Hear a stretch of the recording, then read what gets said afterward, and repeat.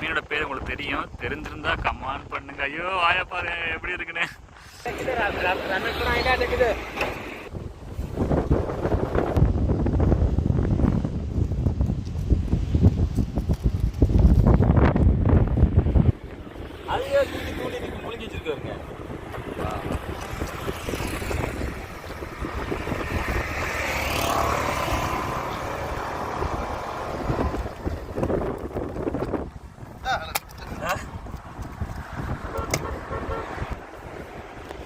வெற்றிகரமாக இரண்டாவது மீனையும் பிடித்து விட்டார் நம்ம பாலான.